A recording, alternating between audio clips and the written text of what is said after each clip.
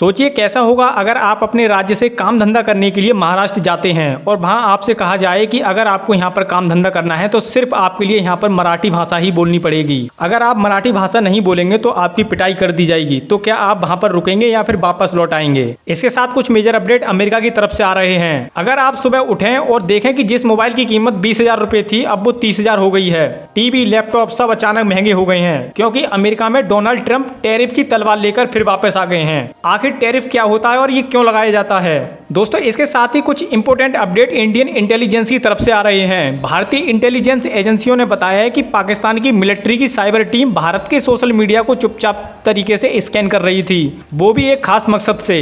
वो मकसद क्या है? आखिर पाकिस्तान के उस मकसद के बारे में बात करेंगे कि पाकिस्तान क्या चाहता है। दोस्तों, इन सभी अपडेट्स के लिए वीडियो एंड तक जरूर देखें। तो चलिए वीडियो शुरू करते हैं। नमस्कार दोस्तों, मेरा नाम है शिवा। स्वागत है आप सभी का मेरे यूट्यूब चैनल में। सोचिए अगर आप अपने ही राज्य में अपनी भाषा बोले और कोई कहे हमें नहीं चाहिए भाषा। अब ऐसा ही कुछ महाराष्ट्र में हो रहा है। मराठी भाषा को लेकर तगड़ा झगड़ा हो गया है और कुछ लोग कह रहे हैं कि मराठी जरूरी है तो कुछ कह रहे हैं हमें हिंदी भी पढ़नी है। लेकिन इस झगड़े के पीछे सिर्फ भाषा ही नहीं बल्कि बड़ी राजनीति चल रही है। हाल ही में महाराष्ट्र सरकार ने स्कूलों में पहली से 5वीं क्लास तक के लिए हिंदी भाषा जरूरी करने का फैसला किया है। अब कुछ लोगों की ये बात हजम नहीं हो रही है। उनका कहना यह है कि इसमें मराठी की बेइज्जती की गई है, हमारी पहचान खत्म की जा रही है। इसलिए लोग सड़कों पर उतर आए हैं और प्रदर्शन होने लगे हैं। दोस्तों, इस मामले में राज ठाकरे और उद्धव ठाकरे एक साथ आ गए हैं। जिन दो नेताओं की पार्टी आपस में सालों से लड़ रही थी, राज ठाकरे और उद्धव ठाकरे अब मराठी के लिए एक साथ आ गए हैं। इन दोनों ने मिलकर कहा है कि मराठी हमारी माँ है, कोई इसका अपमान नहीं कर सकता। इन दोनों नेताओं ने मिलकर एक बड़ी रैली निकाली, आवाज मराठीचा, मतलब मराठी की आवाज उठाओ।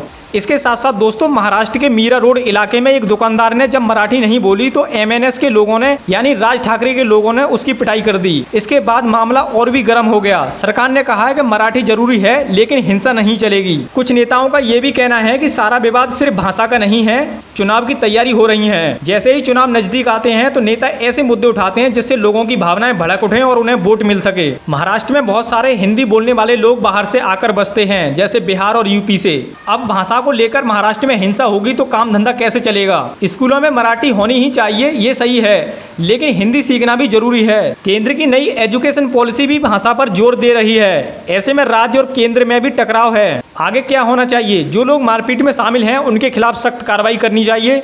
मराठी की इज्जत भी बनी रहे और हिंदी वालों को भी डर न लगे। नेता अपनी राजनीति के लिए भाषा का इस्तेमाल ना करें। भाषा हमारी पहचान है, लेकिन यही पहचान अगर हिंसा और नफरत में बदल जाए तो नुकसान सिर्फ भाषा का नहीं पूरे देश का होता है। मराठी हो या हिंदी, दोनों हमारी हैं। दोनों को इज्जत देनी चाहिए, तभी महाराष्ट्र भी आगे बढ़ेगा और साथ साथ देश भी आगे बढ़ेगा। दोस्तों, अब बात करते हैं डोनाल्ड ट्रंप के टैरिफ प्लान के बारे में। टैरिफ आखिर होता क्या है? ट्रंप ने किस किस देश पर टैरिफ लगाया है और इंडिया की क्या चालबाजी है? मान लो इंडिया ने एक शानदार 5G मोबाइल बनाया है जिसकी कीमत इंडिया में 20,000 रुपए है। अब अमेरिका के लोग बोले भाई इंडिया का फोन सस्ता है और तगड़ा भी है, वहीं से मंगाते हैं। लेकिन तभी अमेरिका की सरकार बोली हर इंडियन मोबाइल पर 5,000 का टैक्स लगेगा।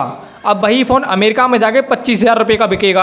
अब अमेरिकन लोग सोचेंगे जब इंडिया वाला फोन महंगा हो गया है तो क्यों ना हम अपने देश का ही फोन खरीद कर चलाते हैं। बस इस एक्स्ट्रा टैक्स को ही टैरिफ कहते हैं। मतलब अमेरिका ये सोचता है कि बाहर का माल आने वाला उसको महंगा बना दो ताकि अपने देश का माल ज्यादा से ज्यादा बिके। दोस्तों, 2025 के शुरुआत में ही चुनाव आते ही डोनाल्ड ट्रंप बोले थे कि मैं फिर से अगर राष्ट्रपति बनता हूं तो मैं चीन और उसके दोस्तों को सबक सिखाऊंगा। इसी के चलते ही डोनाल्ड ट्रंप ने कई देशों को टैरिफ की लिस्ट पकड़ा दी है, जिसमें वियतनाम, मलेशिया, इंडोनेशिया, मैक्सिको और थाईलैंड हैं। इन सब पर भारी टैरिफ यानी टैक्स लगाने की धमकी दी है। पर सवाल ये उठता है कि अब की बार भारत कैसे बच गया? इसमें पहली वजह ये सामने आ रही है कि आज अमेरिका को भारत की जरूरत है। चीन से लड़ाई हो या ट्रेड की बात हो या फिर टेक्नोलॉजी में, हर मोर्चे पर भारत अमेरिका के लिए साथी बना रहता है। दोस्तों, इसी के साथ दूसरी वजह यह है कि अमेरिका में लाखों भारतीय वोटर हैं। ट्रंप को पता है कि इंडिया से पंगा लिया तो वोट कट सकते हैं। तीसरी वजह यह है कि आजकल अमेरिका की बड़ी बड़ी कंपनियां भारत में निवेश कर रही हैं। अगर टैक्स लगाया तो ये कंपनियां भी चिढ़ जाएंगी, इसलिए अब की बार भारत बच गया है। दोस्तों, डोनाल्ड ट्रंप इंडिया के साथ साथ अब की बार चीन पर भी टैरिफ नहीं लगाया है, जबकि चीन हमेशा एंटी अमेरिका रहा है। इसके पीछे की बड़ी वजह क्या है? दोस्तों, 2017 से लेकर 2020 में ट्रंप ने चीन पर खूब टैरिफ लगाए थे। वो खुलकर चीन पर हमला नहीं बोल रहे हैं, क्योंकि आज भी बहुत सी अमेरिकन कंपनियां चीन से सस्ते माल पर चल रही हैं। मोबाइल हो या मशीन, खिलौने सब वहीं से आते हैं। अगर टैरिफ लगाया तो अमेरिका का आम आदमी ही परेशान होगा।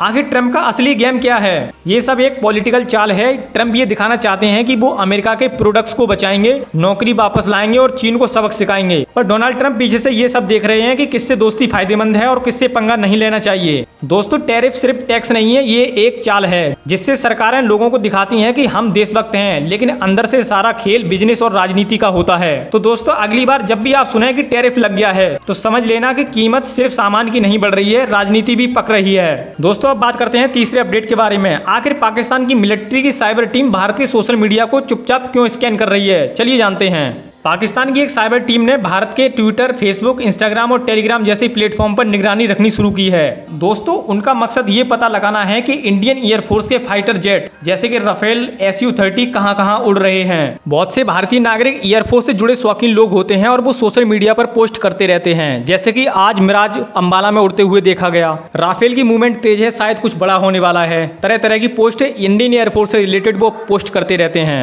पाकिस्तान की एजेंसियां इन सभी पोस्ट के लिए एक करके नोट कर रही थी और इनके जरिए भारतीय एयरफोर्स की लोकेशन और प्लानिंग को ट्रैक कर रही थी। इससे दोस्तों खतरा क्या है? इससे दुश्मन को हमारी एयरफोर्स की मूवमेंट और ऑपरेशन का अंदाजा लग सकता है। ये जानकारी वो अपने फायदे के लिए इस्तेमाल कर सकते हैं, जैसे कि मिसाइल, रडार या जवाबी स्ट्राइक के लिए। भारतीय एजेंसियों ने अब लोगों से कहा है कि सोशल मीडिया पर बिना सोचे समझे ऐसा कुछ भी शेयर ना करें जो सेना या एयरफोर्स की जानकारी दें। दोस्तों, मेरी भी आपसे एक पर्सनल अपील है कि भारत की एयरफोर्स और सेना से जुड़ी जानकारी सोशल मीडिया पर शेयर ना करें। ऑनलाइन जासूसी से सावधान रहें। हर नागरिक अब डिजिटल सोल्जर्स है। सोशल मीडिया पर भी समझदारी जरूरी है। दोस्तों, सेना बॉर्डर पर लड़ती है, पर देश को अंदर से बचाना हमारी जिम्मेदारी है। सोशल मीडिया पर देशभक्ति दिखाने से बेहतर है कि चुप रहकर देश की रक्षा करना। दोस्तों, ये जानकारी सही लगी हो तो वीडियो को लाइक करें और इस प्रकार की और वीडियो देखने के लिए हमारे चैनल को जरूर सब्सक्राइब करें। वीडियो देखने के लिए आपका बहुत बहुत धन्यवाद।